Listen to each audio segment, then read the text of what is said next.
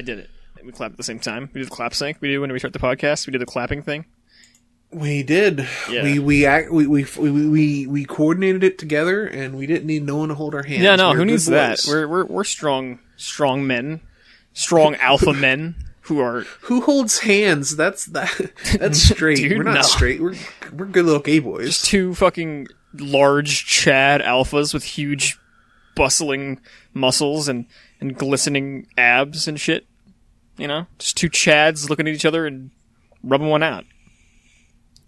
Welcome, everybody, to the We Are Heterosexual podcast. Very heterosexual. The only podcast that is totally heterosexual. Please don't question it. Please, oh God, please, please, please trust me on this.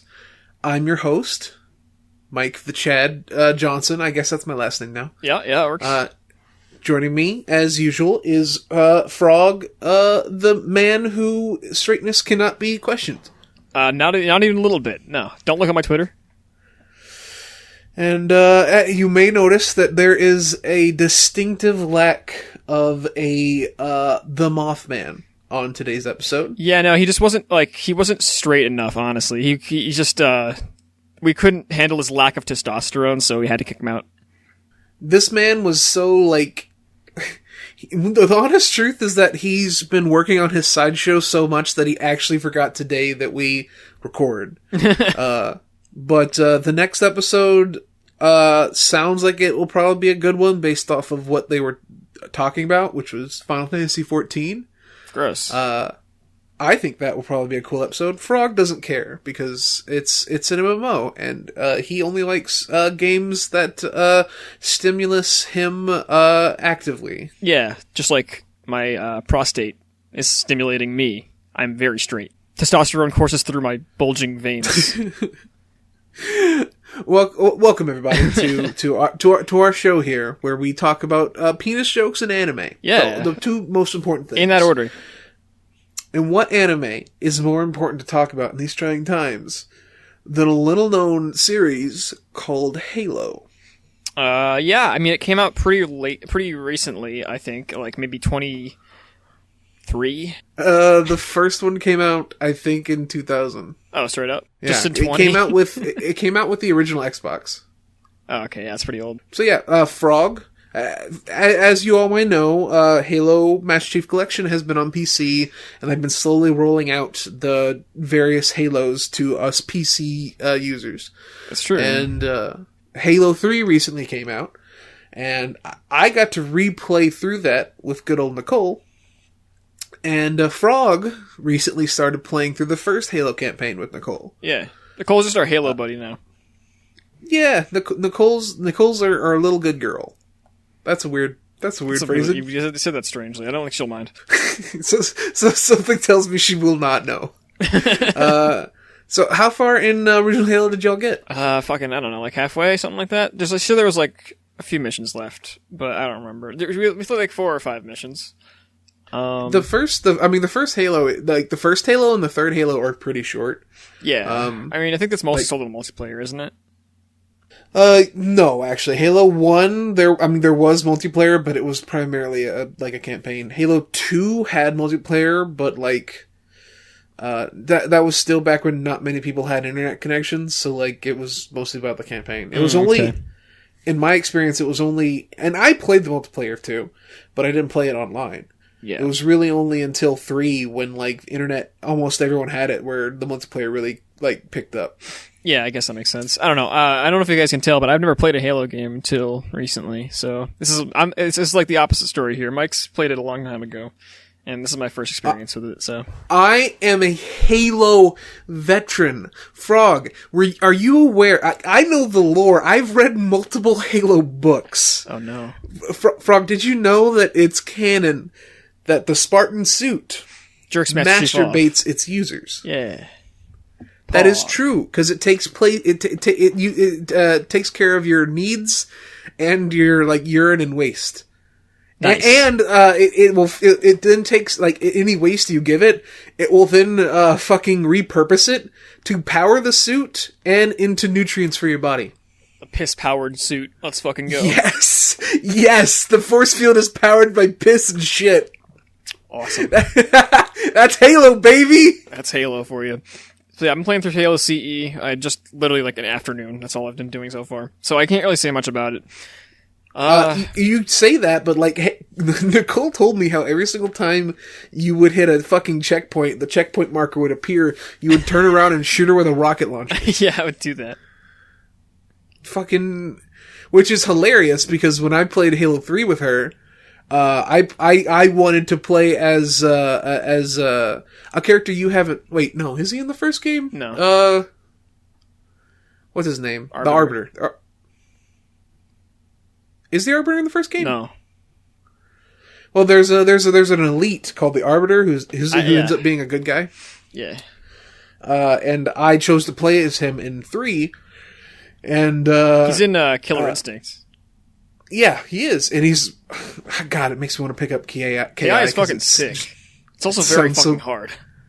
I want to fucking beat the shit out of people with the Arbiter, but anyway, because I was playing the Alien, the Elite in the fucking Halo 3, there were multiple times when fucking Nicole just killed me because she thought I was a fucking alien.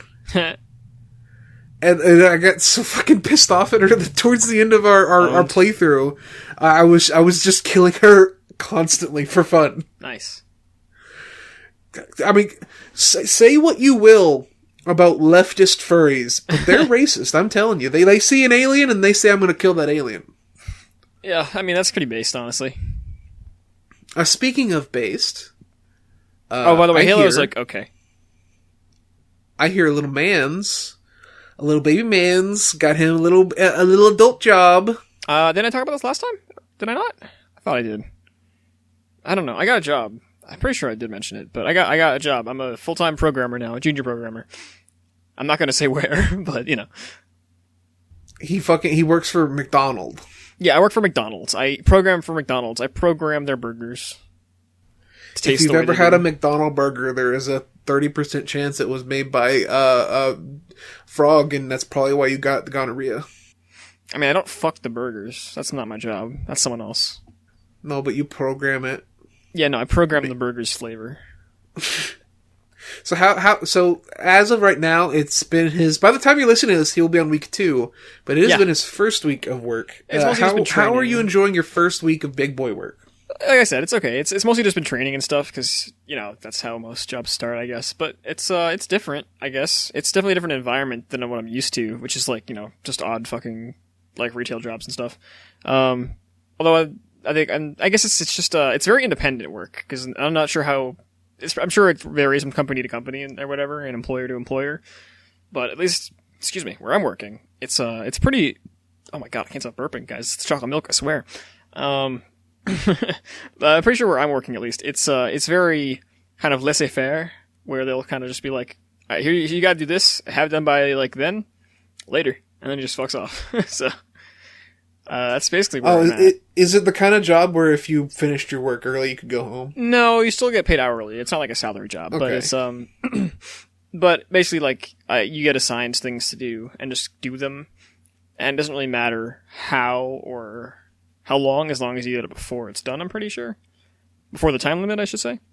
So I mean, and the times at least I've seen so far have been pretty generous. So I don't know. It seems like it's pretty laxed over there, which is nice. I still got a lot to learn though because it's a new programming language I'm not used to.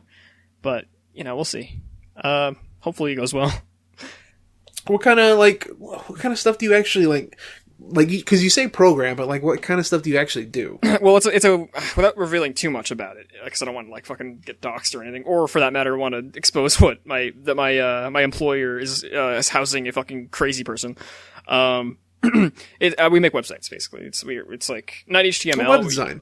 Yeah, well, not web design. That's it's a different guy's job. My sect is the actual back end and programming and stuff. So someone else programs the front end, which is like the way it looks all nice and the nice UI and shit, and designing it how it feels and looks and sounds and all that garbage, and then we just make it work. Okay, that sounds. If I knew how to program, I bet I would like a job like that 100%.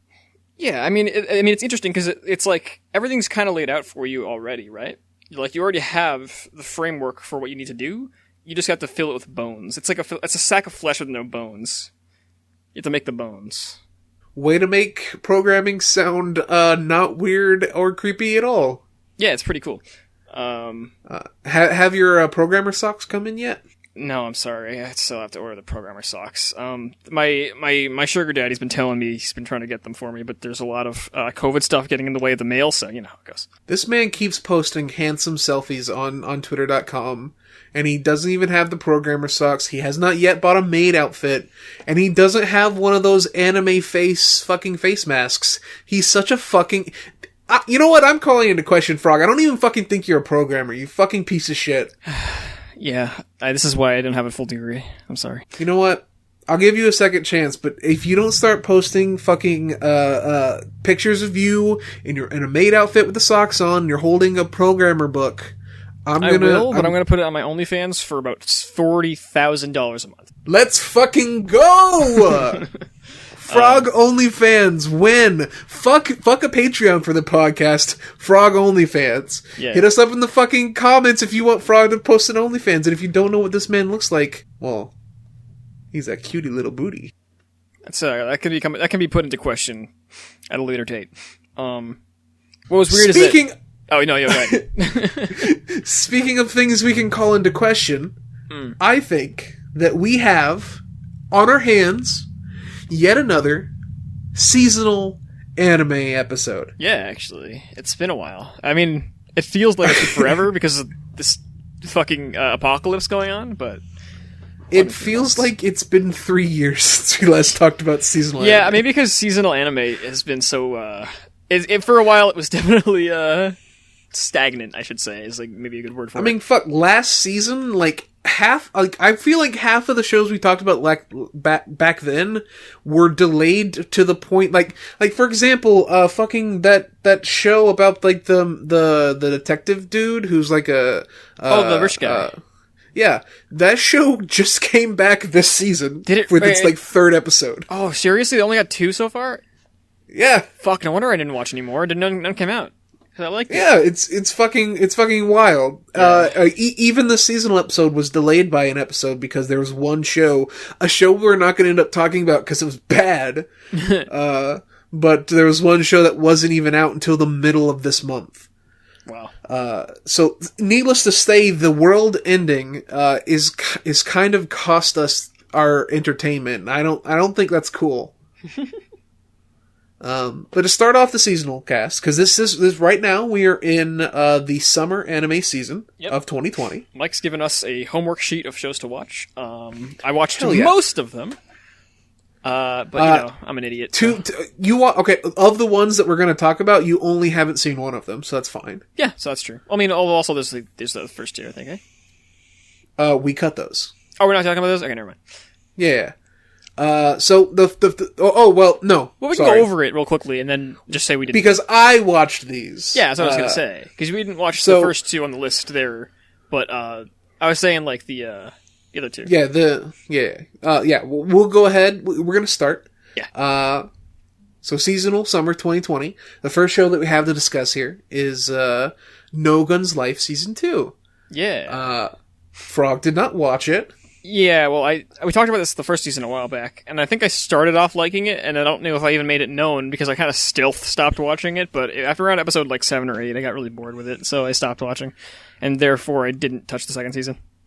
I was bored in the first season. I was bored in the first episode. I kept watching till like the 3rd and was still bored. Fair enough. Because the show is a lot of reverse shot of characters talking to each other. I think I wrote on the cool factor of like the characters for a little bit, because there are some really cool designs in that show. And No Gun's Life Season 2 is like the entire first episode was like a shot reverse shot. There was like one kind of cool scene where their like house got like invaded by some Isn't Overlord also just shot reverse shot for most of it? I hate Madhouse. Oh my god. Yeah, it was really, really boring. The last half of the first episode was just shot versus shot conversations. Like, I was so fucking bored. Yeah. But yeah, if you like the first season, you'll probably still dig it, but it's a bad show, and you have better things to do with your time. I mean, I wish it was cool, because there's some really cool designs in there, and I like the world and stuff. Kind of unfortunate. Oh, 100%. I completely agree. The main character's design is so striking. Fucking cool, man. Like, it's so simple, too. It's just a guy with a gun head. Like, you can't get much cooler than that. And he has, like, he's a guy with a revolver head, and he has a rival who has a Glock head. Yeah, like a Deagle head. Yeah, Deagle head. That's so fucking cool. Yeah, and, like, his trigger, like, it, like, extends outward in this huge-ass fucking, like, sequence. There's some cool shit. It's just, man. Not a good show. Yeah, it's boring. Yeah, it's boring. It's just boring. I don't know what to say. Like, if you're gonna, like, I'm gonna be really honest with you. If it was a book, it would be, like, the parts that are boring would be way easy to overlook because you can just say, well, they're talking to each other in a conversation. Maybe the manga's better. I don't know. I don't know. I've read the manga, not all of it, but, like, I read as much of the manga as I watched the first season of the anime, and it's ugly. There's particularly, like, there's one shot where a character is just standing still on train tracks, and there's speed lines all around him, like he's moving really quick, but he's just standing there with his fucking arms in his pockets. Would it not be the train moving towards him is the idea there?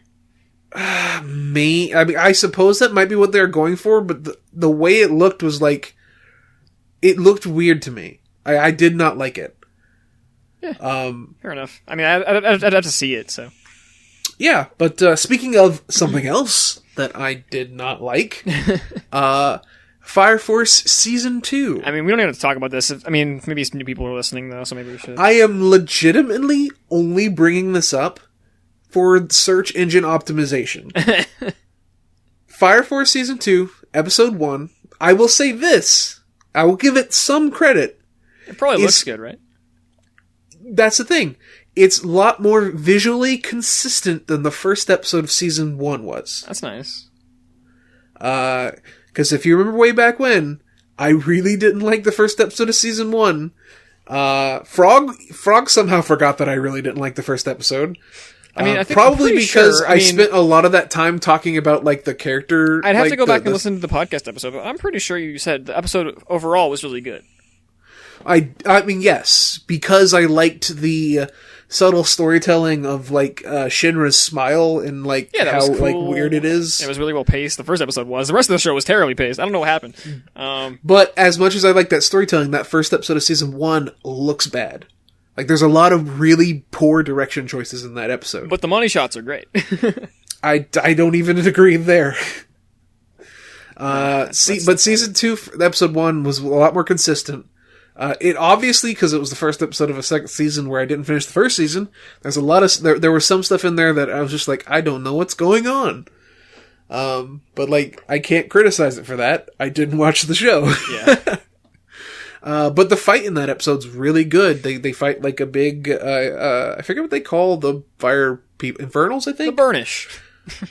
Yeah, they fight a big burnish that has 5 hearts that they have to, like, systematically destroy. Yeah, I'll probably watch, like, the fight. Because I like animation stuff. You know me. I would watch it just because, like, it's a really great feature fight. Because it has 5 parts of its body that have to be destroyed. And each character, like, takes on a different part of the body, so you get to, like, see what each character does in a fight. And it's actually a really good showcase of each of their powers. Bearable. But yeah, if you liked Fire Force Season 1, you might still like Season 2, but, even though this show is airing, and Fire Force was really big when it first started, no one is talking about it. I see a couple of people once in a while on Twitter say they like Fire Force, I don't know. Well, that's the thing, like, but I'm talking about specifically Season 2, like, I've seen no one talking about Season 2, and Season 1 was, I have a friend who likes Fire Force who's watching Season 2, but I don't know anyone else. It's really weird, because Fire Force conversation was all over the place. Yeah, because it was like, it was kind of built up to be like this new big shonen, because, you know, Soul Eater author, of course, is going to get some traction, right? Yeah. And then it was just a big, it was a flash in the pan. Hey. Yeah, I'm not proud of that one either. Speaking of things I'm not proud of, I watched and enjoyed a show that no one else did. It's called Dokyu Hentai Heroes. Oh yeah, this one. So this show I watched. This is where the ones I started watching come up, guys. So so now we're into the ones where Frog will have something to say. Yeah. Hentai heroes. That's hero spelled H-X-E-R-O-S. So it's H for hentai, X, eros for porn. Like erotica. It is a ecchi sentai send-up about a character who fights like Monster of the Week style villains, similar to Sentai. And he does so by, instead of, like, apparently they end up getting costumes, but the costumes are even, like, pretty dressed down. But, he fights them by using his sexual energy, which causes his clothes to explode off of him, leaving him naked. Yeah. And that's the show! Yeah. I like this, just the theming. I like anything that's tokusatsu, like, themed. Samurai Flamenco is one of my favorite anime of all time.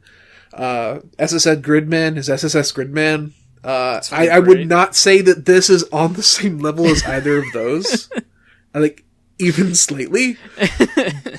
But I can't completely hate something that is so clearly a send-up to the things I really love. And it's not bad, it's just, it's an ecchi show. This show just feels like a bad toku-themed hentai, but you don't actually get to watch anybody fuck.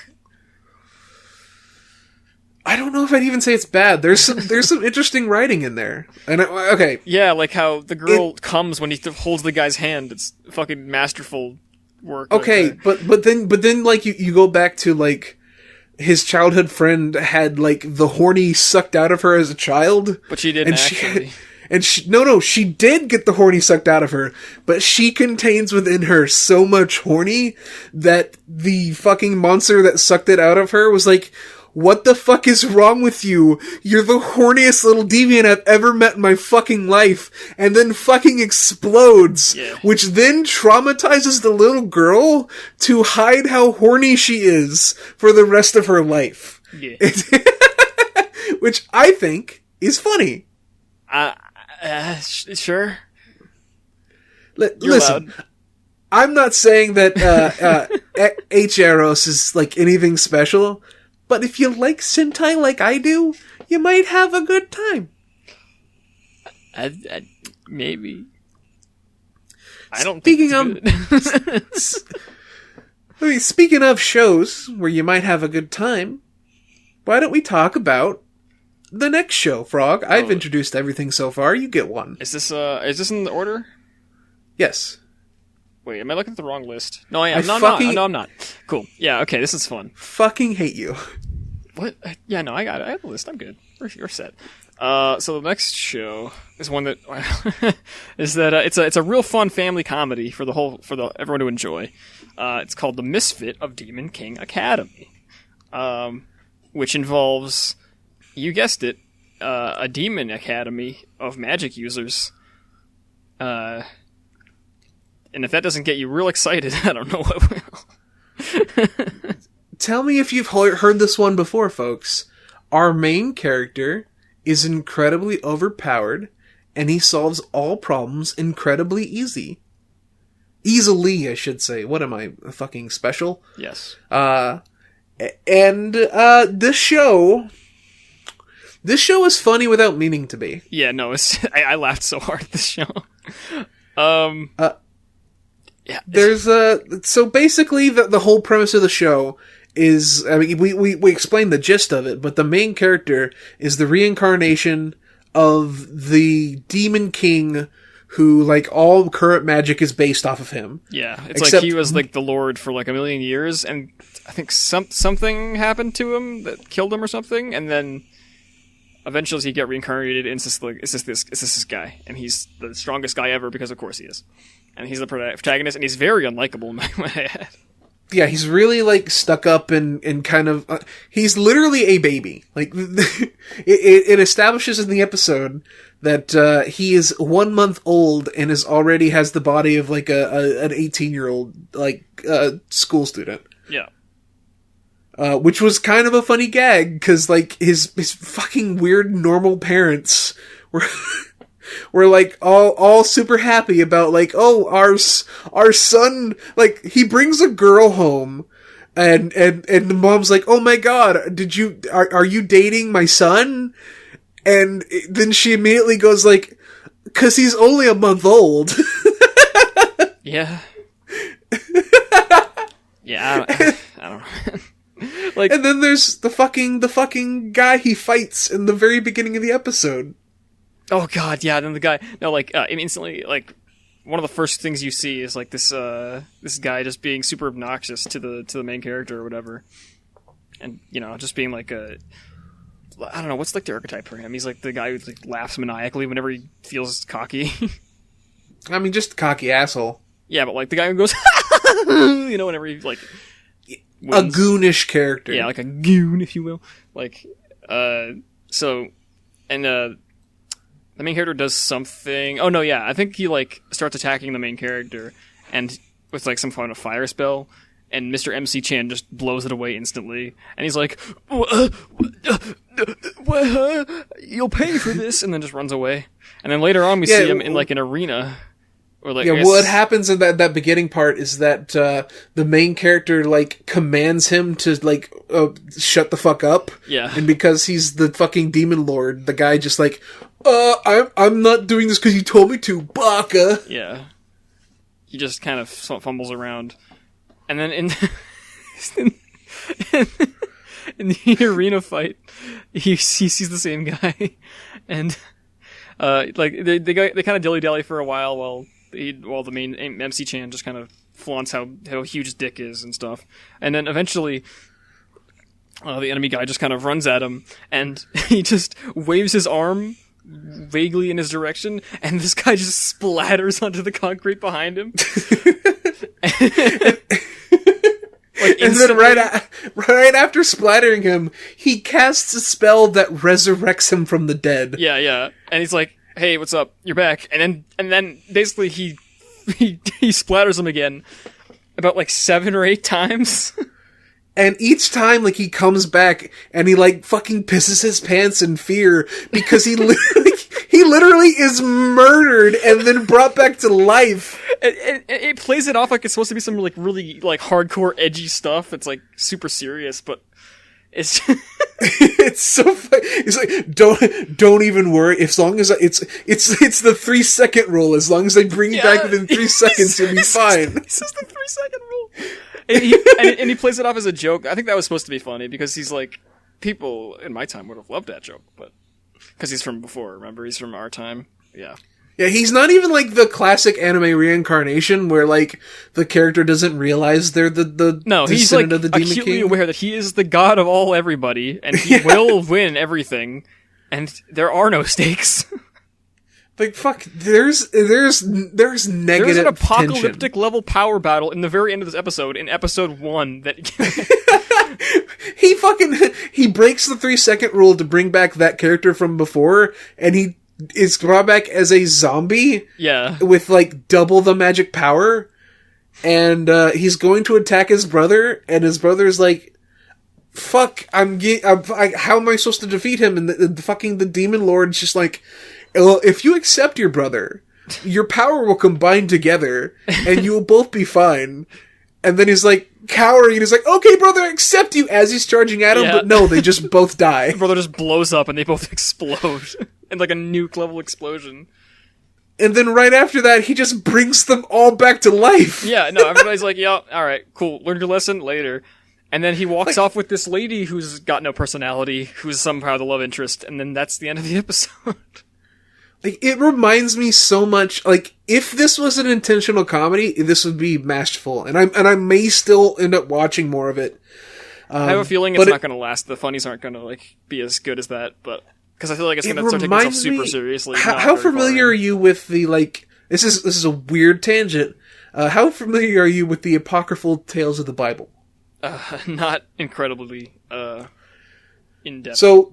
So the idea of the apocryphal, like, books of the Bible, are there stories that were stricken from canon, like, thousands of years ago? Canonized Bible? Yes. So they're all stories that are part of the Bible, but the church decided they aren't canon. And a lot of them, those ones out. The reason why a lot of them aren't canon, though, is because they make shit look bad. And, that the main character of this show, like, resurrecting a guy, reminds me of a story from one of these apocryphal tales, where Jesus, as a child, kills a dude, and when everyone's like, what the fuck, Jesus, he brings him back to life and says, hey, tell them I didn't kill you. And he's like, and the guy's like, no, my lord, he did not do that. I am alive. Who wrote that? I wish that story was in the Bible, because it's so perfect. It's beautiful. Someone can make an anime out of the Apocrypha Tales. It'd be fucking hilarious. Dude, I fucking want an anime of the fucking manga Bible. Have you ever read that thing? No. It's amazing. Sounds funny as hell. Oh, shit. Speaking of things that are amazing, let's talk about a little show that we both hate on Uzaki-chan. Oh, dang, I thought for a second we were already done with the bad stuff. No, we got a few more. Oh, no, we still got a little more bad stuff. We're barely through these. We're only at 30 minutes right now? Oh my god, we have so much time. Yeah, it's probably gonna end up being a little bit of a short episode. Yeah. Just because we're a little crammed for time. My schedule's been really tight lately. Yeah. And plus, like, Moth isn't here to distract us with whimsical tales of penises. Yeah. But, yeah, Uzaki-chan. Yeah, Uzaki-chan came out. Remember that? No. Any Twitter's blowing up about this one. Like, and I don't get it. Like, this is not a show deserving of any kind of outrage. Except for it being terrible. Yeah, so, here's the deal. Uzaki-chan is a show about a girl named Uzaki-chan. And her whole thing is that she's short, has massive tits, and she teases her senpai. And they're in college. And I'll give that like a point for it. It's set in college. And I'm a big fan of us getting away from so much like high school anime. Yeah, I like college settings. They're just kind of interesting. They're not very they're not done very much, so. But so the issue here, and I'm gonna be completely forward with this. I read the manga. I really, really like the manga. I was kind of looking forward to this. This show is bad. Really, really bad. Mm-hmm. And a lot of the reason why it's so bad is because it puts so much like weird sexual focus on Uzaki-chan. And if you've read the manga, you might be thinking to yourself, the fuck are you fucking talking about? She gets sexualized, and yes, you're right. She does get sexualized all the time in the manga. But like, it's different, okay?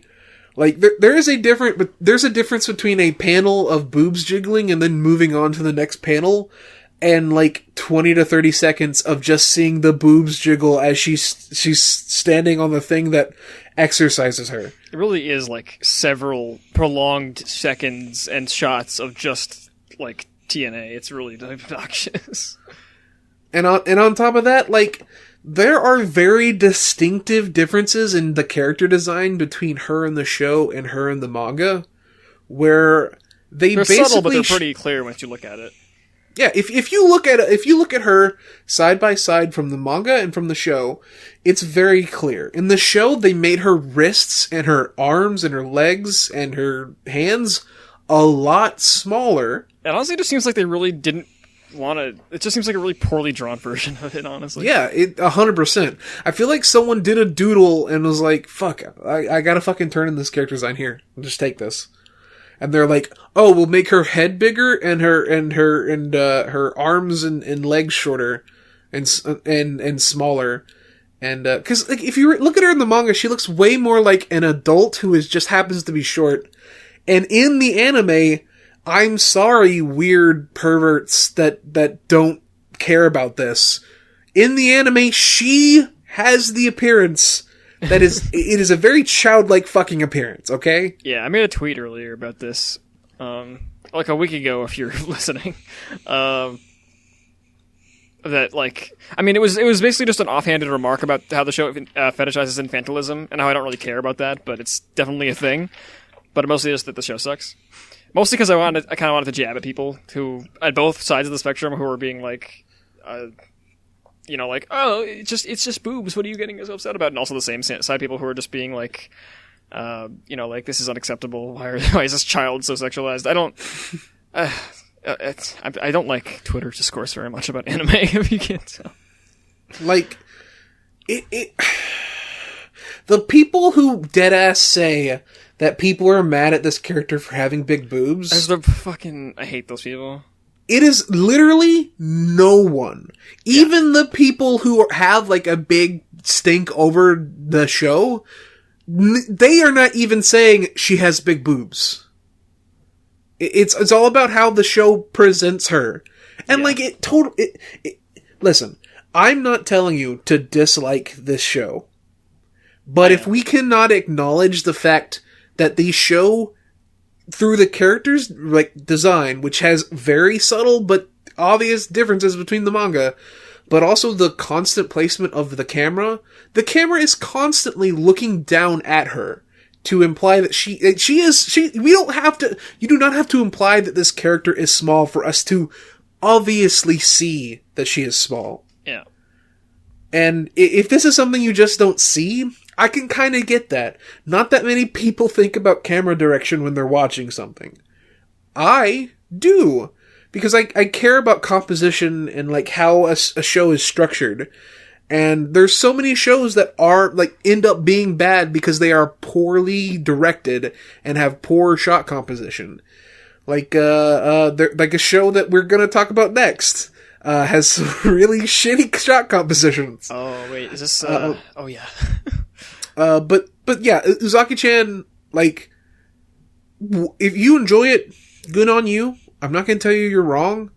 Like, no, I don't care. I just think that you're just stupid. I don't even think you're stupid. Just engage with any criticism you see genuinely. Like, don't just fucking throw it away because... Obviously I'm being facetious, but yeah. Just because a character with big boobs is being criticized doesn't mean that character is from a good show.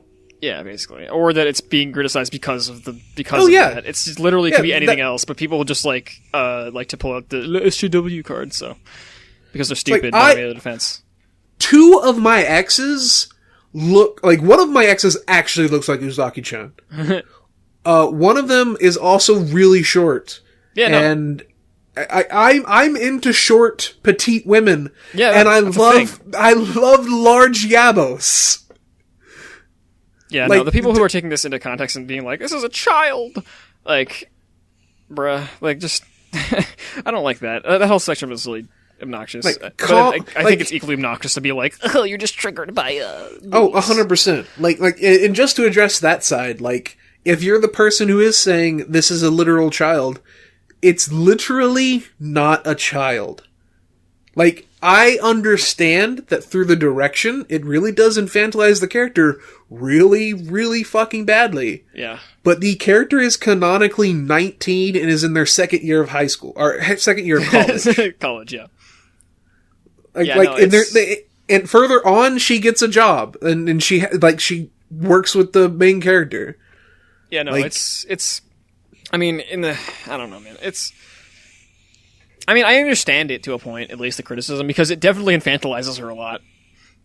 If someone is dead ass saying that any 19-year-old who happens to be short in media is inherently pedophilic, then I don't like the short argument. I'm more so talking about the actual like personality of infantilization stuff, because like she does act very childlike, and I can see where they're making a case for that, but even then I don't care.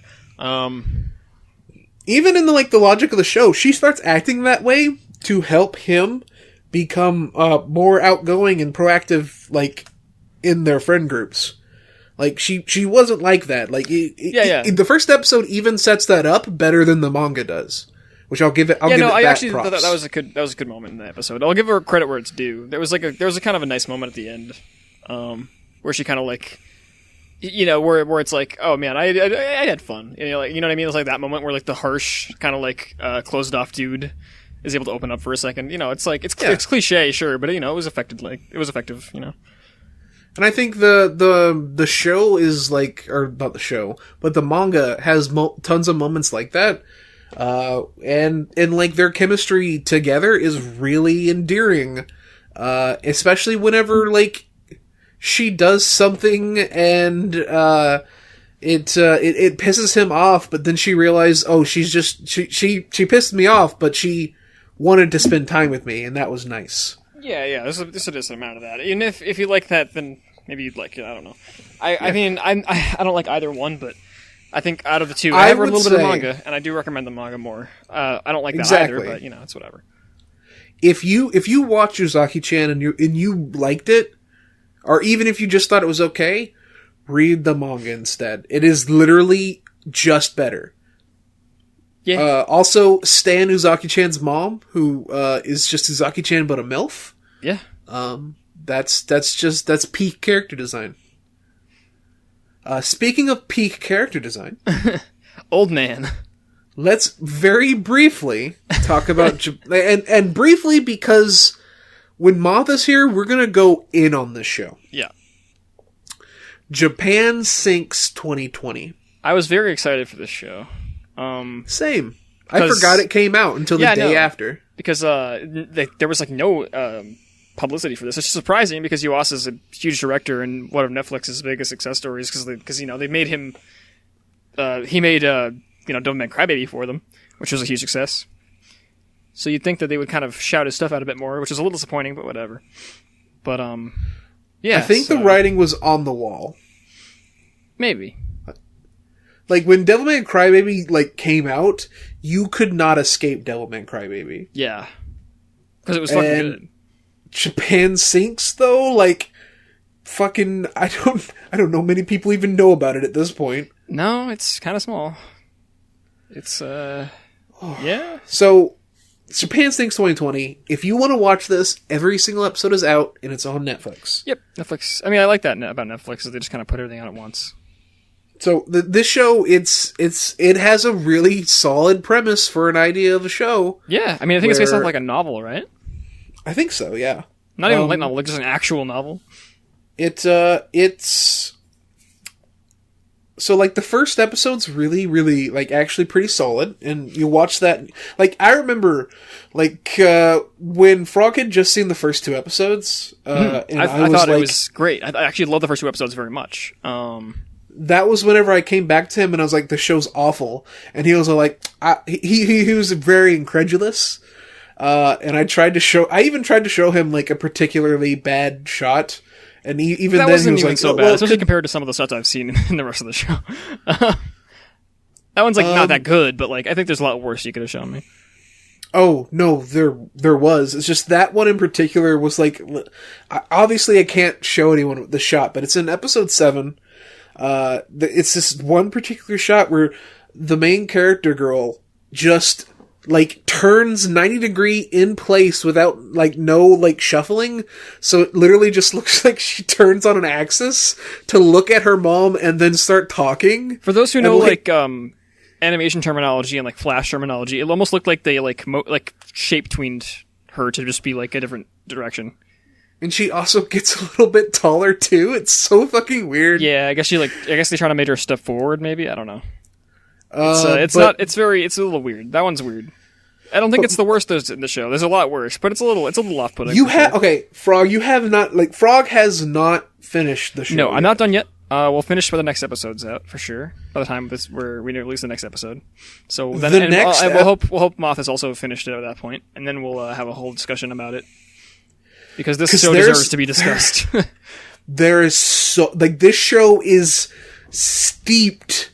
Like, this show is like, and opinions on it are very mixed. Some people basically it's either a love it or hate it as far as I've seen. I've seen people like Pedantic Romantic gave this show like a 9 out of 10 or a 10 out of 10. And I wanted to grab her by the shoulders and shake her. I mean, it just seems like a lot of people just are mixed on it. So maybe I mean, I'm happy they're getting something out of it that I'm not. Because I mean, maybe it's just that the first 2 episodes set this up to be should we just spoil this, or should we like stick with this for now? No. We should wait until we are all together. Okay, then I'm going to just be very vague about this.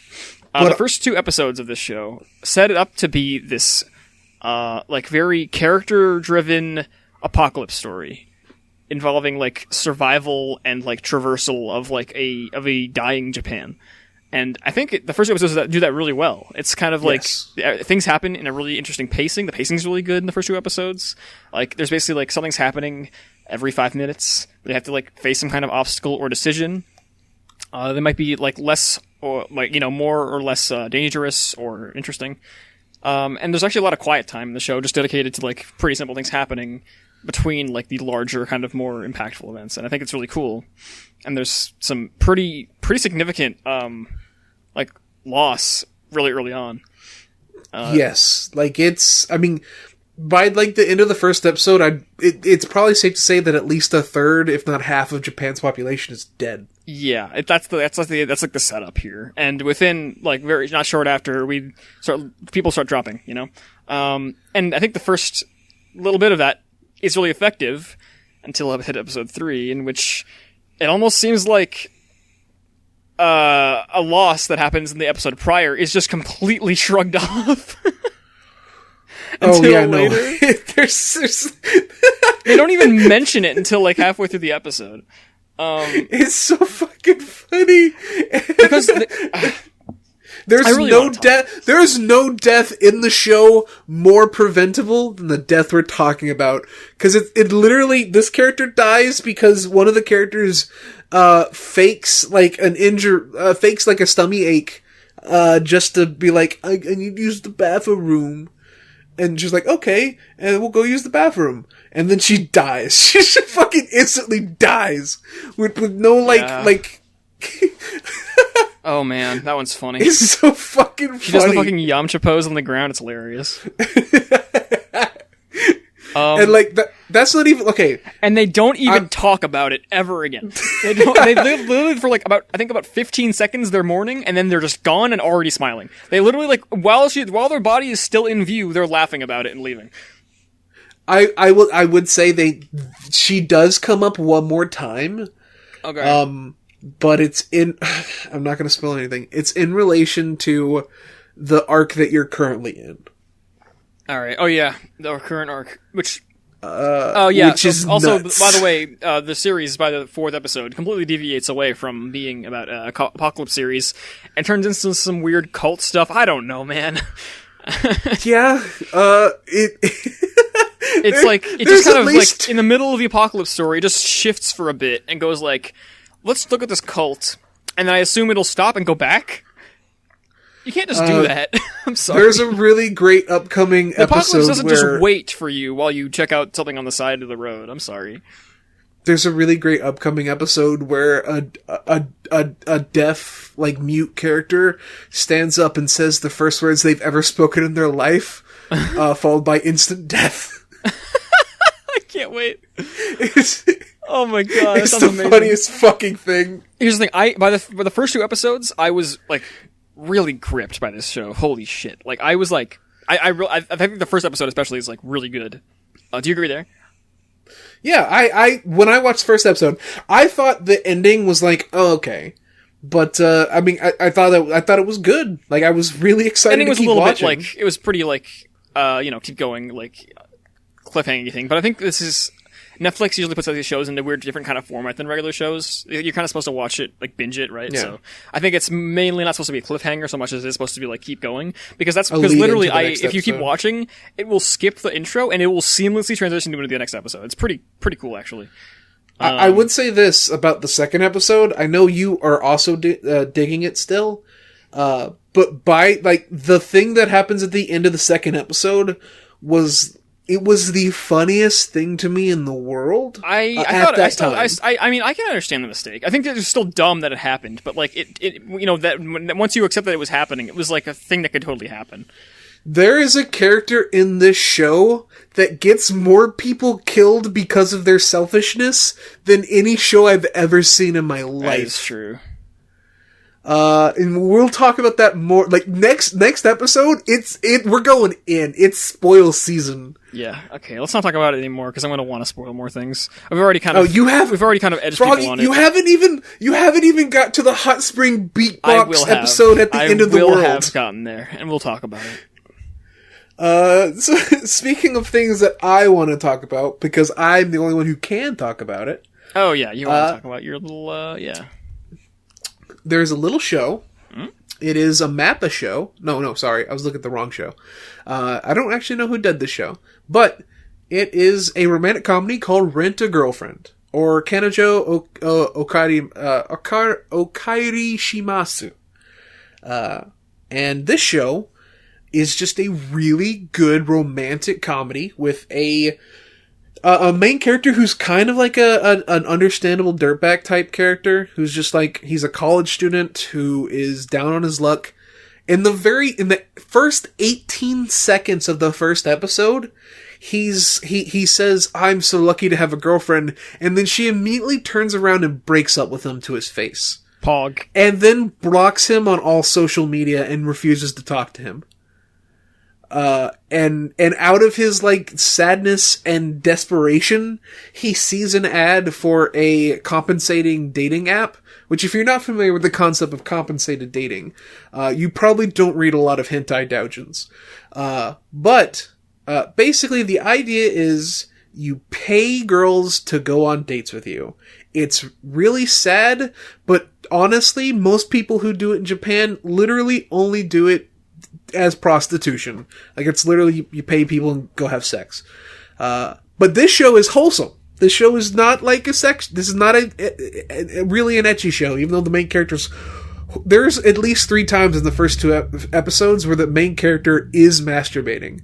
But it's not graphic. The only way you'd know if you actually paid attention, like, he'll have all the blankets all over him, he'll say the name of his ex-girlfriend, and then he'll throw a tissue into the trash can. It's really quick. But the show's actually really funny, genuinely. Like, the girl he goes on a date with is super perfect. Like the Rento girlfriend. She's super fucking perfect. And he's like, this is the happiest I've ever been in my life. And then they go home. He goes home and he goes to leave a review for her, and he checks all the reviews, and he sees that, like, she's like this perfect girl in every single one of them, and the people leaving reviews are all talking about things that she did on his date, and he is immediately hardcore black-pilled on her, and he's like, this fake women are fucking fake femoids, and he immediately rings her up and rents her for another date, and pays her on that date so that he can confront her and call her fake. And to which she responds by dragging him away and saying, "Listen, dirtbag, this is my fucking job. Don't fuck with me. This is how I make fucking money. Shut the fuck up. Enjoy your fucking date. You brought me to a fucking aquarium. I don't fucking like fish, but I bought a book so I can learn shit so I can sound smart on this date, motherfucker." And it just goes from there, and, like, it's just genuinely really funny. The character interactions are really good. I really like this show. And I didn't, like, expect to. When I added it to the list, I was like, oh, this is gonna be the romantic comedy show I'll talk about. I'm totally gonna keep watching. Cause I love the character interactions. Like, his ex-girlfriend very clearly is basically, you see it in the second episode, she's very clearly still about him, but in a way that makes it seem like she wants to make his life like a living hell. Which is, like, in a normal, like, show like this, and it could be that she might just still have a thing for him for whatever reason. But in a show like this, you would expect something like that. But the way she acts in the second episode, it makes it seem like she lives to cause him misery, which is why she did what she did. And that's an interesting character dynamic, and I hope that's where it's going. I might even start reading the manga, because I enjoy the actual, like, story and characters of this romantic comedy, which is rare. Most romantic comedies are bad. Yeah, I mean, I'd say most of everything's bad, though, to be fair. I'm trying to get Frog to give it a chance, but I know it's not his type of thing. I'm very not carey about that very. But speaking of things you do care about... Yeah, are we getting to the big boys now? Hang on a second. Yeah, let's talk about Kingen Asura, but good. If you're talking about the anime, then I'd agree with you. Yes, I'm not gonna, because the animation, man, Kengan anime, I'm really sad. I still enjoy it. I mean, obviously, if you listen to the episodes about that, like ages ago, you'll know that I actually still enjoy the anime. But it's definitely in spite of itself. I just wanted to cause damage to your soul. Yeah. So we're talking about the webtoon turned into an anime for Crunchyroll. The God of High School. And adapted from Japanese, which is kind of strange. Yeah. It's The God of High School, it's really interesting. This show looks amazing. Yeah, this is probably the production winner of the season. It's kind of crazy. I would kind of give it to the last show we're going to talk about, but I feel incredible looking, honestly. Maybe they're good in different ways, though. So it's, you know. The worst thing I can say about God of High School is that the opening is trash, and I know you disagree. I think it's fun. But anyway, it's whatever. All the good bits of animation from the opening exist in the first episode as standalone pieces of animation. Yeah, that's one thing that's kind of bad about the opening. It is just recycled animation to the first episode. And listen, I understand that you think it's unfair for me to say this, but the song is atrocious because it is, I was gonna call it Skrillex. What's the name of the music genre? Dubstep? I mean, what's wrong with dubstep? Dubstep. It's just fucking harsh beats with very little, I don't find it aesthetically pleasing in the slightest. It's just I mean, it not seems like a very pleasing personal thing in that point, but yeah, fair enough. It's also, it's really dated to use dubstep in, your big piece of media. It's not that good dubstep either. Yeah, no, and the lyrics, dude. Oh yeah, I know. I think the vocalist, the vocals are the worst part of the opening. But yeah, I think it would be better if they just had no lyrics to it personally. But I don't know. That's just because I guess I'm a purist and that kind of thing. But dude, if it was just dubstep with no lyrics, I would still have a problem with it because I don't like that harsh bass. But I would not violently hate it. I still enjoy the opening. I still watch it from time to time because I think it's fun. But it's whatever. Oh, the visuals of the opening are fantastic. It's literally actually like it's basically just like the scenes recycled from the first episode, but in after the halfway point, they're recolored in this neon style, which is really cool. But yeah, this show it's really fucking cool. The concept is really simple. A bunch of students from all across South Korea get together and enter a tournament called the God of High School Tournament. And they're it's a local. It's called Super God of High School. I don't remember exactly. I don't know. But they're taking part in a preliminary tournament in this beginning of the show, and they're then gonna go to regional and then to worldwide, I guess. Probably. And the very first thing you see in the first episode of the anime, though, is just these two fucking corporate douchebags on this beach. Oh yeah, and they're just fucking chilling, and they're they get a business call, and they're we're gonna fuck you over because we're evil businessmen, ha ha ha ha, and then it cuts to the storm raging outside, and they look up into the sky, and then it cuts to camera footage of what happened to them, and the fucking island is just a giant handprint with a cross on it now because it was destroyed. Yeah, and it very well sets up the antagonist, because after it shows that, it cuts to the guy who did it. It's a fucking goofy ass antagonist, but it doesn't have to be serious, you know. It's super supervillain-esque kind of deal, but exactly. When I say like sets up the antagonist, I only mean it gives you exactly as much information you need to know that this guy is a big deal and he will be the antagonist. Although the one thing that disappoints me a little about it, this is a personal thing. This is not actually a criticism that's worth like any weight, but it kind of sets up the precedent that this will not just be purely martial arts. It'll have magic bullshit eventually, which is a little bit disappointing for me because I just like cool martial arts stuff, but it's whatever. We did get some confirmation from a mutual friend of ours, Shag. Yeah. Who said that this story goes into bullshit places.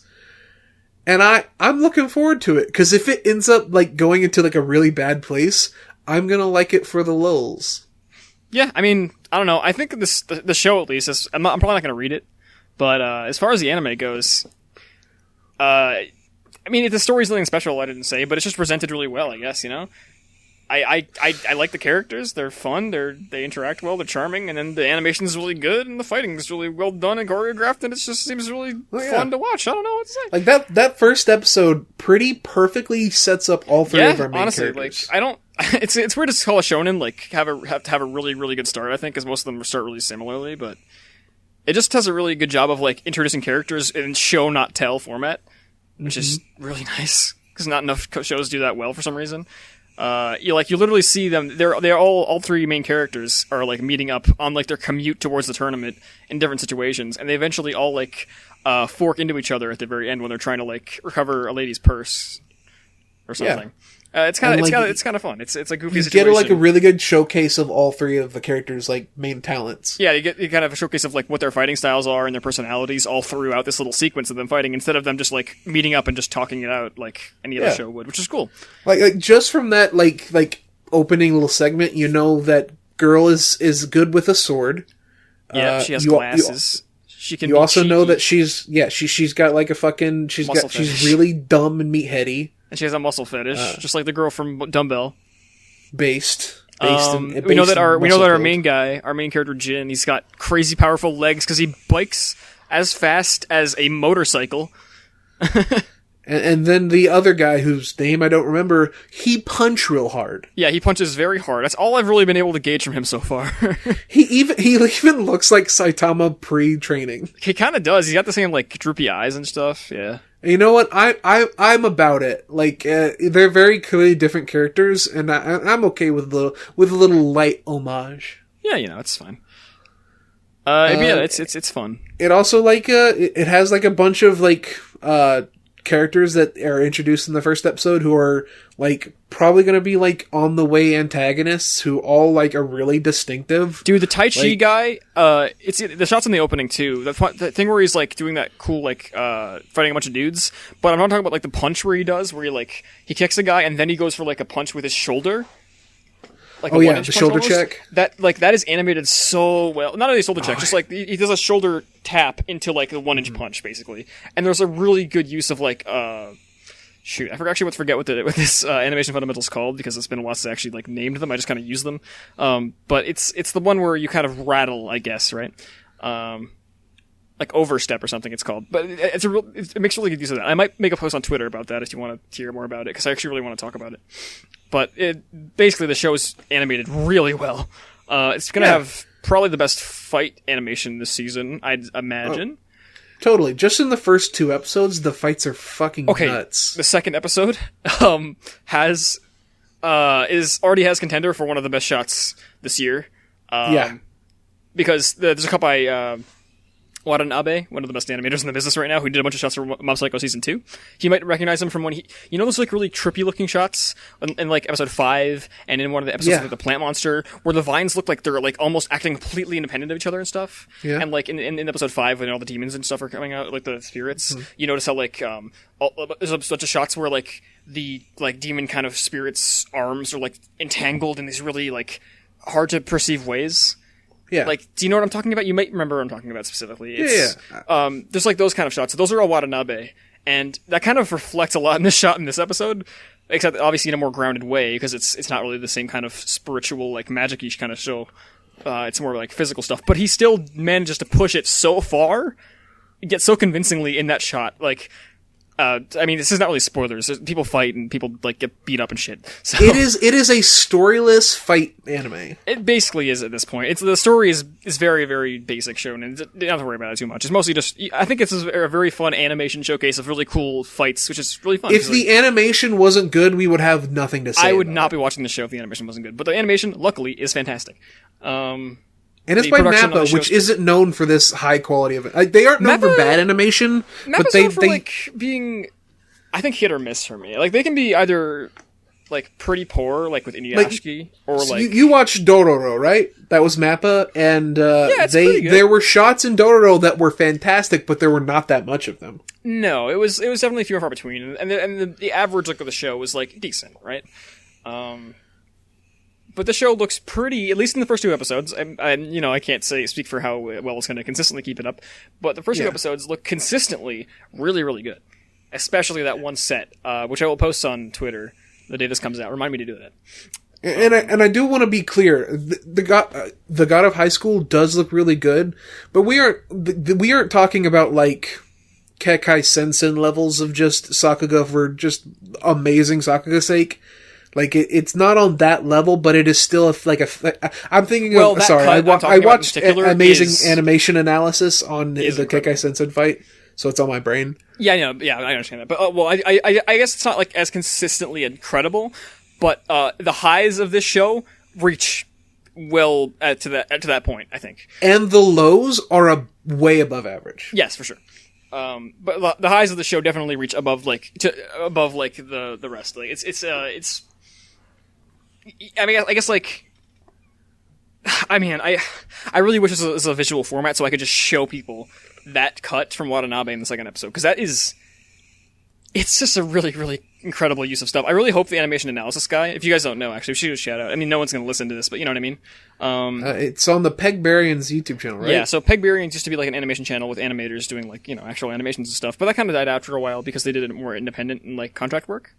But the main guy is revitalized it recently with his old series, Awesome Animation Analysis, or is it Amazing Animation Analysis? I think it's amazing. Amazing Animation Analysis, which I love that series, by the way. It's just the series it's amazing. Yes, it's great because he knows what he's talking about. He has like 10 or something years of animation experience. I love him. I love him so much. He actually was one of my kind of inspirations when I started animating back in the day. So yeah, but he goes through different anime scenes, or just anime. I'm not sure if he'll stick with anime in particular, but animation in general at least. But for now, it's just been anime. And he just goes over specific shots that he likes in different shows and explains to you exactly why they're so good. And it's really, really interesting if you don't know what animation's like, or if you do. He explains it really well for people who don't really understand it all the way. So it's still really good content, and I really recommend it. So if you want to check out that, he's Peg Barian's YouTube channel, PEGBARIANS, I think, right? If you just do a search for amazing animation analysis, and then watch his Gurren video. Yeah, the Gurren video is a great one. You want to watch his old ones? He has 2 old ones from One Punch Man and the original JoJo OVA. They're really good. He also has a really good one on Golden Boy. Yeah. Golden Boy makes this really good one. And a recent one that I didn't watch yet, I'm surprised you watched it and I didn't watch it yet, is he did one on Kekai Sensen, which I'm really excited because I love that show. He did, it's actually like a 2-parter. It's Kekai Sensen, and because he's breaking down, what he's doing, it's really cool. He took 2 requested fight scenes and broke down like, not only what made them good, but also how to improve them. Oh, nice. Okay, yeah. We should watch that after this when we're done. It's really good. The other one he did was actually not an anime. It was Scissor 7, which I told you to watch, and I know you didn't. Not yet. I'll get to that. You'll dig it. You'll watch that fight scene, and you'll probably be into it because it's pretty cool. Yeah, probably. But it's really like my favorite thing about amazing animation analysis. Is once he got big enough, he started posting clips to Twitter, and he had a little 1 minute one for Naruto, which is great. That, yes, it was fantastic, but the thing that made it the most amazing and the most delicious was seeing like anime Twitter show their ass with how little they know about animation. Yeah, I love it. I was actually so frustrating reading those replies. People being like, but it's bad. What? it's bad. Wait. You mean when Sasuke cocks his neck to the side? That can't be good. It looks funny. You're not supposed to look at it like that. You're supposed to look at it like when it's in motion. Whenever someone takes a fucking still image from a piece of animation and say, why look bad, I want to strangle them until they stop breathing. I mean, if it's a still shot, I understand. If the enemy is still shot of that is fair. Like that shot of like from that one from a little while ago people were going around of that character from Seven Deadly Sins who's lying down. That one's really funny. Fuck, dude, do you remember like when it was going around that fight scene from Seven Deadly Sins? Yeah, that one's really bad. It's really, really bad. It's like kind of unbelievable. Shonen Twitter posts fight scenes like that and then similar looking ones from Black Clover and be like, man, this fight scene was amazing this episode. I mean, Black Clover is not that bad. It's like, it's not very good looking most of the time. I'm sure it has its moments, but like that Seven Deadly Sins scene was something else. Just when the character just spins in place. It was. I have to rewatch it again. Wow. I'm still in whiplash from that. Like we're watching it months ago. Like guys, if you haven't seen it, I forget what the characters' names are, but like look up Seven Deadly Sins. I think it's Meliodas or something versus the big strong buff guy. Like, the big, tall, strong, buff guy. If you can find his name, then look him up. Oh my god, that fight is indescribable.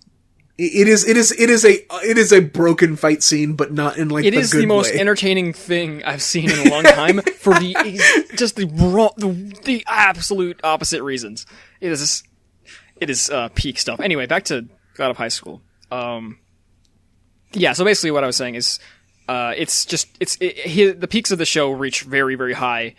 It's oh man. Even if the show doesn't end up being like a classic, it probably won't because it's a shonen. At least remember this show for its production because oh my god, it's gorgeous. Oh yeah, like this is the show that a lot of anime people forget about within like a month after it finishes. I feel like this is a show that people will come back to like 6 months from now and still have things to say about it. I hope so. Just in the quality of the animation. I think Mappa is doing a really great job with this. So, I mean, I think they're taking what they have and they're doing the absolute best they could be doing with it. So, like, I totally think like it could totally have like a Demon Slayer's moment where like no one was talking about Demon Slayers for the first 19 episodes. Yeah, it's actually true. And then that cut happened from episode 19, and literally Demon Slayers became the most popular thing for 6 months. Yeah. And I think the God of High School has that kind of potential. And even more so, because it has more consistently high-quality animation in the first 2 episodes than Demon Slayers did. I mean, Demon Slayer is pretty consistent. Oh, yeah. But it's like... and it has some really good moments, too, towards the middle. Definitely, the peak is definitely episode 19, obviously, but... No. I think Demon Slayer, the anime, and I recently finished the manga as well. Really good manga. I think it, like, I would say it is consistent, but, like, there's no pop-off in the first, like, I don't know, couple man. There's episodes. some really good stuff in there. Like, I think it's maybe just because maybe it's just because, you're obviously, like, episode 19 is in your mind so hard, and it's because it really is amazing. But I feel like his first fight against a demon is is that his first fight? Whenever he's fighting the one, and like he knocks his head off, but he doesn't have a sword yet. That's his first fight? Isn't it? Don't remember. It's a while back. What I remember from most of some of the cooler shots were stuff like Zenitsu's first like lightning slash. Yeah, but that's like not until like episode 7, dude. I'm talking about like the beginning. Oh, I mean at the very beginning. I mean, yeah, like sure. I'm talking it like starts a little slow, but I mean, I think it gets up after like episode 7 or so, which is fairly soon because it's a 24 episode series. Then I think it picks up a lot in the animation department. Oh no, I 100% agree. I'm just like I'm comparing apples with apples in the sense of God of High School's first 2 episodes versus Demon Slayer's first 2. I mean, well, I mean, even then, I mean, it's sure like episode 1 of Demon Slayer doesn't have like any like super duper standout animation, but it looks really good in general, just because it's super consistent and really I think on average Demon Slayer looks better than most shows by a long shot. 100. I completely agree. Yeah. Like the way that Demon Slayers uses like 3D models to maintain consistency in like far away shots is phenomenal, and it's incredible.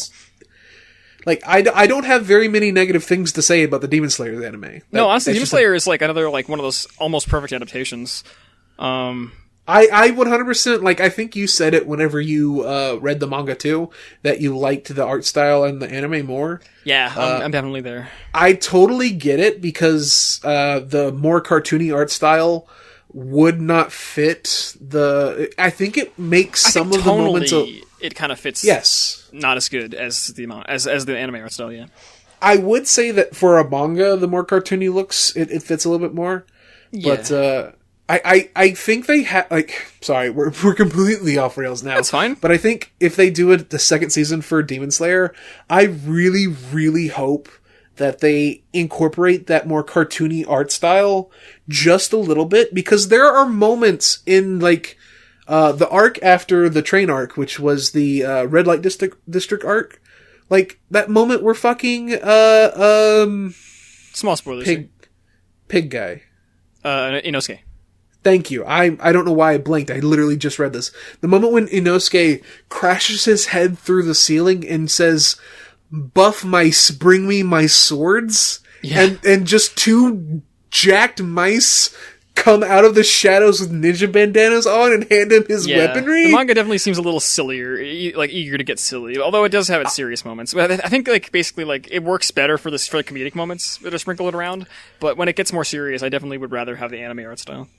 See, that's the kind of thing, though. Like, a moment like that, I would be pissed off if that moment was... Because that was, like, those 2 pages are my favorite bit of... Like, my favorite 2 comic panels ever. I mean, there are also moments in the anime where the art style gets sketchier for, like, those comedic moments. Oh, true. So yeah, I mean, they could totally just do that for that kind of thing.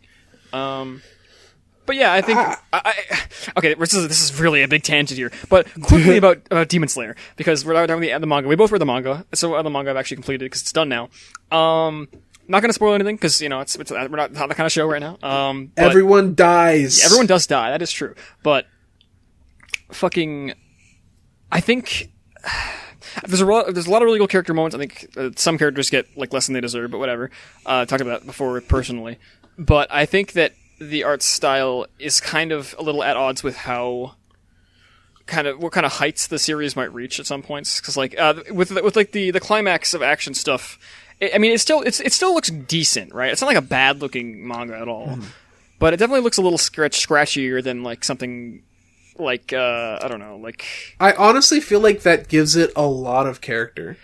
Yeah, it has charm to it, but like I think Chainsaw Man also is scratchy and it has a lot of character. But I think it's more effective in that context than it is in Demon Slayer.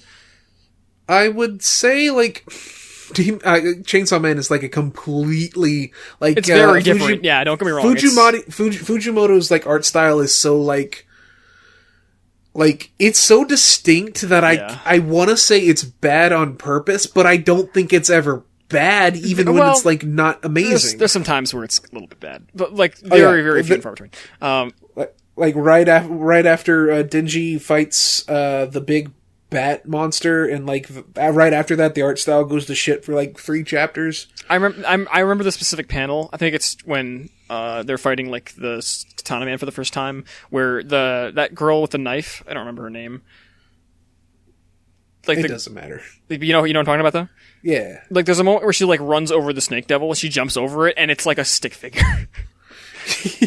I have to find the panel. It's really funny, but yeah, it gets rudimentary at points for sure. But for the most part, big tangent. We should maybe go back. No. But before we do that, I just want to say my closing, because I don't know when I'm going to get to talk about Demon Slayer again. Yeah. Please, movie happen. Yeah, the movie is happening. And we have a release date now, I'm pretty sure, for Japan release. I'm not sure when that Blu-ray is going to happen, so we can actually experience it here. That fucking movie is going to be great, because that arc is the first arc that's fantastic. It's really good. And then I'm thing I excited want to because say, though, I don't like the pacing as much in the manga as I do the anime either. I think the manga is a lot quicker for my taste personally, but so I'm hoping that the movie can kind of it's stretch very it out a little brisk. more. I It's actually, very you know brisk. what? It kind of almost my biggest criticism of Demon Slayer might be that it feels like it kind of swoops over a lot of really dramatic moments a little too quickly for my patience personally. There's a particular moment that we both agree on with a certain character's like character arc resolution. Yeah, I really hope the anime, if it ever if gets they go there, like actually like goes into that more.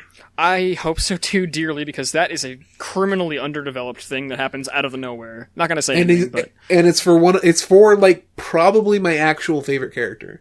yeah, he's one of the better characters. But that being said, then this is the thing I want to say.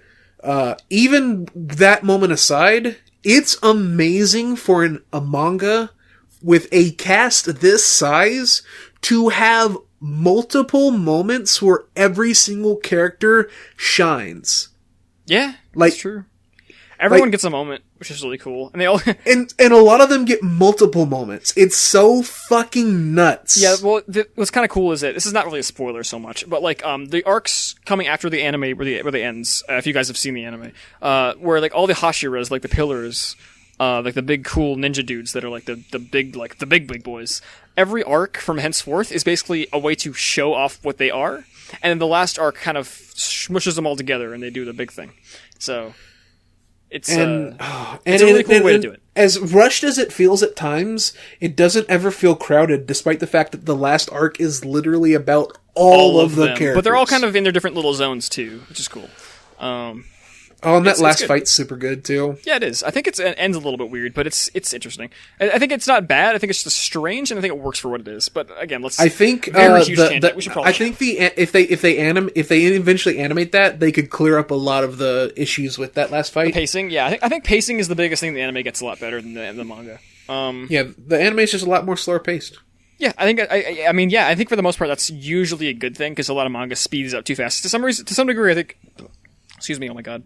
To some degree, I think Chainsaw Man also moves a little faster for my taste, but also I think it kind of works for the style of the series. So, Chainsaw is it's really good. So the thing about Fujimoto's over the course of the last months, but please read Chainsaw Man. The way Fujimoto writes, he typically has a lot of blank pages that he uses to convey character emotions. Yeah, which means a chapter can be done within a minute. Yeah, I know. You read Chainsaw Man so quickly. Like, I usually read it within 5 minutes before I go to work. But the fact that he does that though, there's Fire Punch is another one of his manga. There is there's one chapter, and the entire chapter is Agni, the main character, just walking in a straight line, turning around and walking back, and it is the most soul-shattering character moment I've ever read. And when he turns around, I was screaming at the manga. No, it's so amazing, but it's an entire chapter. I don't even think there's any dialogue in it, and he's just walking from one direction to the other. It's amazing. Yeah. But yeah. I really want Chainsaw Man in anime, man. It's popular, and it's big in Shonen Jump, and it's a shonen, but it's not really a shonen, but... Chainsaw Man is it's a seinen, so disguised it's as a big. shonen. I am so immensely happy that it is a big thing, because most of the time when something is good like this, it doesn't get big. Yeah, but I really Bones, please Bones, put the Kekai Sensen team on this. Oh my god, I would explode. I would cease existence, and my body would be scattered to the ends of the earth. Bones, please pick up Chainsaw Man. I will come, and I will pay you $1 million cash. I won't do that. Could you imagine, if it got even half of the love that Kekai Sensen or that Mob gets? Dude, I would love it. Half the love Mob gets is still way better than most anime. So, because Mob's incredible. But yeah, that's enough. You know, we've been dragging it out. We had a good little conversation. But, basically, though, watch Go to High School. It's a fun, mindless romp. It's really, really fun. Yes. With that said, let's move on to our last show, and I want to warn every single person listening to this right now. If you plan on, watch Deca-Dence. Yes. Watch the first 2 episodes. Like, we're gonna have a warning, another warning before we talk about the second episode. So, just make sure you watch it, because this is the show of the season, probably. Fucking, if you need to be sold on Deca-Dence, just real quick, it's a show, and it's by the same studio that did Tanya the Evil, and it's their second show after Tanya the Evil, and it's higher quality than that show, and that show was already like an 8 out of 10. With that said, let's get into Deca-Dence. Just the first episode for now, because the second episode is where, like, don't listen to us talk about the second episode until you see it. There is a significant twist you will want to see for yourself that I recommend you do, but we're going to talk about it. We're going to have a warning before we start talking about it, and then it'll be the end of the show, so you don't have to worry about it. You can leave after we're done talking about the first one. Sounds good? So with that said, let's start talking about Deca-Dence by Studio Nut. First episode. Okay, so do you want to start? I have never seen, like, it's been so long since I've seen a show have this much well done world building in its first episode. It's so good. Like, I don't even. I feel like I smell the world that exists whenever so like the rust of palpable. Like the buildings. Like, it's so nuts. So basically, the premise is there's a giant moving city where all of humanity, or at least what they presume of all humanity, we actually don't know necessarily, is currently living. And they basically, it's a post-apocalypse thing where the world is overrun by these monsters called gadolls, which are like just these kind of shapeless beasts that come in different sizes and shit. They look like generic, like, monsters from a video game. Yeah, they're just like really like Galaga enemies in different forms and shapes and sizes. But that's not really the point. Basically, they hold this energy, like some like weird like their blood is basically made of like gasoline, essentially. Like, it has a lot of power and shit behind it. And the main premise of the show is that there are characters in the world who go outside of the Deca-Dence to Deca-Dence like being the giant city.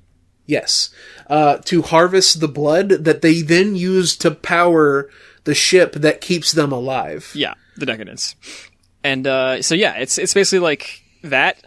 And our main character is the daughter of one of these people called Gears, the Gears being like the soldiers who go out and fight the monsters, who wants to also be a soldier, but her arm gets knocked off in like the very first scene, and like she loses her arm in a Gadol fight, and because of that, she's disabled to the point where the society that she's in will not let her become part of the fight. Mm-hmm. Well, they don't really tell her why, actually. So, well, they don't. But I have some theories about that. We'll talk about it when we get to the second episode. Yeah. But yeah, the first episode basically just most of it. I think 90% of its runtime is just spent walking through this girl's like life and her like walking around this huge city, this moving like fortress city, and how cool it is. Mm-hmm. When she does get assigned a job, I adore like the reason why I say the world building is so good in the show is because the job she gets is just general maintenance on the moving city. Yeah, she has to clean. And, like, of course, this giant city would, like, get fucking hit by roadkill and bugs, and you would have to clean it and do maintenance on it. Of course. But most shows wouldn't, like, actually go so far as to actually show it. They would just, like, they would just, here's a giant city, it's super cool, but they don't put any thought into the actual world that exists. Yeah. But this show did the work. It's so good. Yeah. I really like it. The first episode's, like, really good, and that's what makes episode 2 such a weird pivot. And we'll, so I think right now, if I would say this show has world building on par with Gurren Lagann.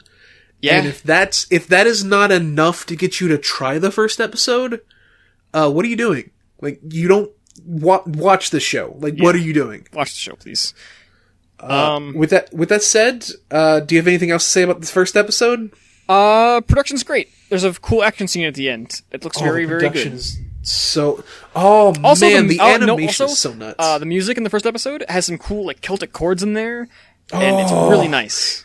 So I have this particular hard boner for music that has like choral singing to it, and when I heard that, it's like it immediately triggered this love that I have, and like there's not very many games that I feel like are games or pieces of media that have that. And as soon as I heard the music, I was like, okay, this is. I was smiling from ear to ear. I was absorbing everything. I'm probably gonna rewatch the first 2 episodes soon, especially the second one, because the second one has a lot of dialogue. There's a lot of details in episode 2. We'll get to. It's really easy to miss some stuff. But this show's amazing. It could go bad. Like, we've only seen for 2 episodes, so for all we know, third episode's going to start and it's going to poop itself. It might poop itself, and I'd be really sad because so far, I'm in love with this show, and it's really, really good, but yeah. I really want it to be good. I really hope it's going to be amazing. But definitely, at least for now, it's the show of the season for me. And with that said, everyone, let's move on to talking about the second episode. Yeah, so now, from here on, spoilers... I really recommend you watch it first. You can stop the podcast. We're going to be done after this. We're going to do the outro. You're good to leave. Yeah. If you want to listen to us talk about it, go watch the show. You'll get 40 minutes. You'll be back and you can listen to the last 10 minutes of this episode. Yeah, sure. So right here, everyone who hasn't watched it yet, we'll see you later. See you next week, or see you when you come back to the show after you're done watching, and have a good time. It's all good. Thank you for coming. We love you. Everybody gone? Everyone good? Can we talk about it? Isn't it fucking nuts how it's in the second episode is revealed to be a fucking interdimensional MMO? I know. I was I was so confused. It's very jarring. So the second episode starts immediately in this other world, and it doesn't explain it until a couple minutes in, and you're like, what's going on? Huh? It's so fucking weird. It's just all the characters look like. Have you ever played Dr. Mario? Not really. So all the characters in it look like the viruses from Dr. Mario. They do. Yeah, no, I know what that is though. Yeah, they're so fucking little blocky little pillmen. and some of them look like normalish people. There's one that's a giant dude. Yeah, they got cool different designs. They're like little robo-men. Yeah, and they it's still not super, we still don't know everything about what's going on, but they are through this MMO harvesting the stuff. Yeah, they get all the monster blood. A corporation. Remember, that fuels the humans ship. These alien dudes are also taking it for themselves and doing something with it. It also powers them, so that's interesting. And they can have they can live for basically ever as long as they continue to consume this fuel. Yeah. Also, there might be some kind of implication that their reality lives in some kind of way faster time, but because the 125 years thing was a warning sign. Yeah, that was pretty weird. So I think there might be some kind of time difference in their universes or something, but. That's a small thing, but yeah, who knows at this point? It's very again. This is all very early assumptions. Is this a 13 episode or is this a 24 episode series? I didn't check. I didn't check. This could be a 24 episode series easily. I think Tanya was a 24 episode. This could easily be 24 episodes. I can already tell. It'd be fine as 12 as well. I'm sure. But yeah, I think you could tell the story that it's going for within 12 episodes. Probably, but I can totally see this story being a 24 episode series. Oh yeah, no, and I want it to be. I want this to keep going forever. Yeah. It's man, if you guys if you guys are still listening and you didn't watch it and you're being spoiled right now, I'm sorry because it's such a jarring. What does that spoiler to someone who didn't watch the second episode yet? That spoiler sounds like nonsense. Yeah, no, it must sound like complete nothing. But it really is the entire episode is 90% of this episode is focused on this other world where these alien robots have their own little society that revolves around this game rank thing where they go into the the human world, where they are the gear soldiers we talked about earlier, which brings into question who that girl's father is. I think so. So it shows that, like, in the first episode, it established that there are human gears, but there are also that weird alien race that appeared that helped them. And it's that weird alien race that the robot men are. Yeah, the robot men are like these weird, like, purple and green skinned dudes. So, but it also established that the main robot guy is in, like, a human version of his character guy. So, like, it's still possible that her father is just. It's made it clear that, like, the aliens can look like regular humans. So, but it's also like it's so fucking weird. I think, okay, so the big, like, twist of the episode of season 2 is that the main character, who is it turns out he's currently working as, like, the maintenance guy that is overseeing the girl from the first episode. And he's actually it's like revealed a that spy guy for, like, the evil overlord robots. Yeah, he got reduced to that job after he hacked. Basically, out of jealousy, he taught one of his subordinates how to hack into the game, and this must sound like nonsense to people who didn't watch this. I know, it's like, what the fuck are we even talking about? It sounds like nonsense, and I watched the episode. But it makes total sense to me. Yeah, like, and that's because it explains it so well. Yeah, in the second episode, the pacing of it is so insanely fast. But like, it never feels like it's too way. quick, and I can keep up to it so easily. It's just real good. It's good writing, I guess. Yeah, like there's nothing inconsistent about it. Like, you would think that this fucking MMO that these characters exist in makes no sense compared to the really realistic world of the first episode. But then, like, yeah, it's a really big, like, juxtaposition with this, like, the art style in the robot universe is completely different. By the way, it's like these cartoony lined, like, it looks like they look like Sanrio characters. Yeah, like it looks like so fucking, jarring. It's so jarring in a good way. It's like if it's literally like if Hello Kitty's day job was to, like, be a character in Attack on Titan. Yeah.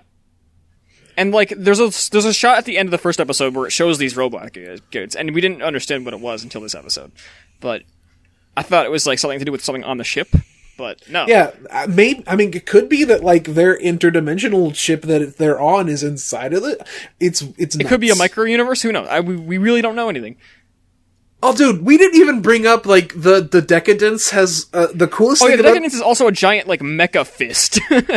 Yeah, its primary, like, defense mechanism is to have a rocket-powered fist. Rocket to punch and all that stuff, yeah, you know? And then, like, when you see that in the first episode, you're like, this is so cool. And then it cuts to the second episode and it reveals that this is all a video game, and it's like, that makes perfect sense. Yeah. Like, of course the big weapon in the video game is a giant fist. It's a video game. God, it's really fun. Yeah, it is There's still blast a lot and of a questions that have yet to be answered. It's we can't say too much because we just don't know enough. But what we do know, we've already been given so much information off the bat, and it's. I think it would be hilarious if we came back to the next episode and the first thing we have to say is, "Yo, Deca-Dence sucks now." I would cry, dude. I would be so disappointed. I would cease to exist out of sadness. It's got a really great start. It's the same as it's like Japan Sinks, guys. I hope it doesn't end up like Japan Sinks, but it's like Japan Sinks. The first two episodes are great. It has that. But yeah, I mean, the good thing about it though is that, like, it's consistently good into the second episode, and we can't. I personally can't say that about Japan Sinks. I know you disagree. I do agree. I think Japan Sinks after episode 2 looks bad. What are you talking about? No, I think Japan Sinks starting in episode 2 is bad. At least it still looks good. It looks alright. I mean, it's not like episode 1 is the best looking episode. We'll talk about that more next week. I think that's. I mean, at least it's not like nearly as like terrible as like the episodes following it. At least we can agree on that. Oh yeah, no. It episode 2. Like, I think the reason I don't like episode 2 is because that's where the story starts to fall apart. I mean, it's whatever, right? It's like I think it definitely starts falling apart because the tone completely shifts in episode 3. Fucking from this like tragedy to like a comedy, like I don't know, man. Anyway, it whatever. only gets funnier from there. We'll talk about that next week. Yeah, though. yeah. Fuck Japan. Japan stinks. I don't care. Yuasa, you probably like didn't care after a certain point. That's what I imagine. I think Yuasa saw this and was like, "All right, I'll make these 2 episodes really good." And here's the deal: you're gonna watch it, and there's one more episode in Japan Sinks that's pretty good. And there's also like a cut or 2 that are very clearly done by Yuasa, and you're gonna notice them. Once in a while you'll see a nice shot, and you're like, "Yuasa, how you doing?" Like once in a while, I mean, like a while. Like there's one shot of hands in like episode 4, it's really nice, and then but it's like sandwiched between 2 awful shots, so it's really weird. But yeah, we'll save most of that for next week, our next episode. I think, and you know what? I think we're done with Deca-Dence. Is there anything else you want to talk about just on the first 2 episodes? Check it, Deca-Dence. I want to gush about it, but there's not much else to say, right? We don't have enough information. Basically, it's just I'm really. I will say this. I think the main girl was so charming, by the way. I was gonna say the big twist in the second episode is that this girl, so the guy, after he tricks his teammate into cheating, gets caught, he dies, and by the way. He has to work for the Shadow Organization to pay off the fact that he basically caused someone to die. Oh no, what they do is, because they're robots, if they go against what the corporation wants, they just like scrap them and reuse their parts. Yeah. It's really fucked up. Like it's body horror stuff. In very weird cartoony way, yeah. Yeah. But he then becomes like Frog brought it up. He becomes like a spy, not really a spy, but his job becomes finding bugs within the world of the game, which usually apparently consists. All humans have like a microchip on them or something. Like yeah, it's I don't know. So that's still yet to be like explained, but there's some weird stuff going on with like how the humans are in relation to the robots. So. But the thing is, his job becomes to like collect these microchips, and basically the bugs consist of anyone who would cause a disturbance to this MMO game in the real world, and so that means like someone who starts to catch on that things are weird, or people that like cause an uproar that might like damage a player, stuff like that, and. For whatever reason, he discovers that this girl doesn't like. The girl discovers that he is hijacking a corpse for the chip. Yeah, yeah. And when she she doesn't know that he did that, but the system should detect her as a bug, which is what they call them, but it doesn't. And he finds out that the reason why it doesn't is because she is deceased in their records. Because of the first scene in the first episode where she like gets her arm blown off. They thought she died, I think. So what I think is the reason for that is I think her chip was in her arm. Oh, that's probably it. Mm-hmm. That's such an obvious thing. I feel like that's something we will learn in the next episode. Yeah, that's I didn't think about that. That's cool. That might be it. Yeah. But, and because of that, though, he looks at her and says, this is a bug that isn't noticed in the system, and it, like, refills his, like, urge to keep living, because at that point, he caused the death of someone, and is like, you know what, I don't think I deserve to live anymore. And also, he was working for an evil corporation he doesn't like, so... Oh, yeah, but he doesn't want we all have to do that. Yeah. But, and it just, it's so... It's nuts. It's really, like, it's weird how I felt myself getting so emotionally attached to this, like, pill. Yeah, dude, he's such a cool little fucking Mega Man sprite. Yeah, like, but, like, I felt, like, really, like, attached and, like, emotionally, like, I felt, like, sad at the end. Or, like, not sad, but, like, kind of, like, happy for him at the end. Like, he was, like, suicidal, and he's, like, he felt... compelled to live again. I was like, holy shit. He met this little girl, decided to take her under his wing, and the second episode ends with him being like, I'm gonna teach you how to be a gear. Yeah. Which is really funny because then he takes her to like the player area and she's walking around and she's literally seeing like the gacha systems that exist in this game. She's like, what's up with this gacha stuff? And he's like, don't worry about it. Like they walk by a skin shop and he's like, what the fuck's that skin shop? Yeah. Yeah, Deca-Dence is good. I hope and pray it remains good because I really hope it does because this is gonna be really, really, really good if it ends up staying good. But that's Deca-Dence. I really implore anyone listening to this, watch Deca-Dence. It's so weird and cool. There's no anime like this right now. It's almost like a freaking who's the guy who directed Sarasanmai? I don't know his name, but he did a lot of good stuff. He did it's like that level of like really cool weirdness, but very. I would say it. So I love that director. I love his stuff that he does, but a lot of his stuff is more like theory heavy. Yeah, no, I know. But I'm saying in terms of like actual, not in terms of theme, more so in terms of like actual. Direct kind of writing stuff, as in like the setting, I guess is what I should say. Okay, because like Sarasanmai is kind of a similar level of crazy, I think. But I don't know. That's just me. But yeah, I believe that's it. I think so. Please watch Deca-Dence. It's by the people who did Saga of Tanya the Evil, and if you never saw that, also watch that show because that show's really good. I haven't watched that, but maybe I will now because I like this show a lot. If you like, if you watch it, you'll be like, "Oh, I see where they got the idea for this." Yeah, which is a really cool feeling. Like you can, like, if you watch Saga of Tanya the Evil, you will get a good idea for like the trajectory that led them to this original anime because they are very similar in some conceptual elements. But yeah, I think this has been the like seasonal anime. Because you know what? This season, I think it's pretty good, and the highs are super high. The highs are very high this season. Last season... What game came out last season? I don't remember. Most of it got canceled, so of course you don't remember. Oh, Kaguya was great, but other than that, not much. You follow us on Twitter. You can everything will be in the description. Please join our Discord. Send us an email if you'd like. I haven't checked them in a while, so if you sent one, I just haven't checked them. I've been busy. I got more hours at work because of the pandemic. We all have jobs now. It's tough for a couple of anime boys. But I plan on incorporating some more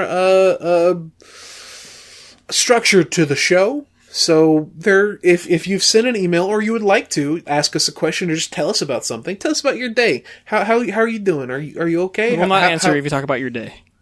Is your grandma okay? Have you talked to your grandma lately? I don't care how your grandma's doing. Talk about anime or video games, please. And with that said, we have been the We Hate Anime podcast. I hope everyone has a wonderful day, and I love you. Follow our Twitters in the description or whatever. Moth's going to be down there too, even though he's not here. Make sure to follow him. He's feeling not here today, so make sure to tell him on Twitter that he should be here. Fuck him.